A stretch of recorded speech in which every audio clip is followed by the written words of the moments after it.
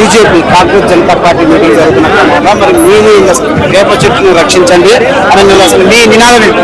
మా నినాదం ఏంటంటే ఈ కాంగ్రెస్ పార్టీ ఎందుకు ఏర్పడింది, సమస్యలు పరిష్కారం చేయట్లేదు ప్రభుత్వాలనే కదా.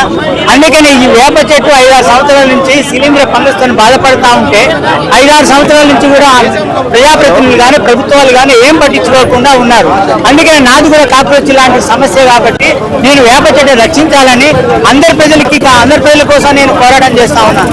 ఆక్సిజన్ విపరీతమైన ఆక్సిజన్ అందించే చెట్టు వేప చెట్టు, ధ్వని కాలుష్యాన్ని విరోధించే చెట్టు వేప చెట్టు, ఉగాది పండుగలో ప్రధానమైనటువంటి పూత వేప చెట్టు, బోనాల పండుగలో వాడేటువంటిది వేప చెట్టు, అమ్మ తల్లి పోస్తే కప్పుకునేది వేప చెట్టు,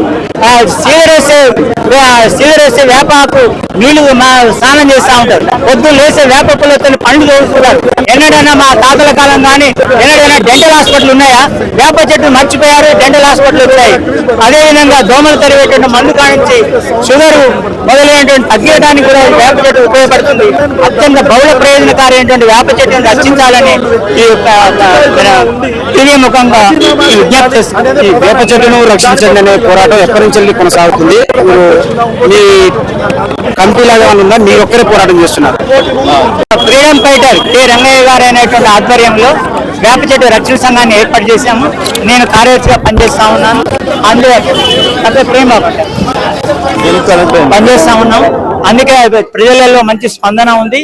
కానీ ఎవరైనా బాగు చేస్తే బాగుండని అందరూ కోరుకుంటా ఉన్నారు. మీరు వేప చెట్టును రక్షించండి అని పోరాటం చేస్తున్న కానించి ఏమైనా మార్పు వచ్చిందా? మీరు సాటిస్ఫైడ్ అయినా మీ యొక్క ఈ డిమాండ్ తోటి? ప్రజలలో అవేర్నెస్ తీసుకోవడానికి నా వంతు నేను సాయం ప్రయత్నం చేస్తా ఉన్నాను. ప్రజల్లో కదలిక రావాలంటే ఆర్థికంగా ఉండాల్సి ఉంది. దానికోసం మేము ప్రయత్నం చేస్తాము.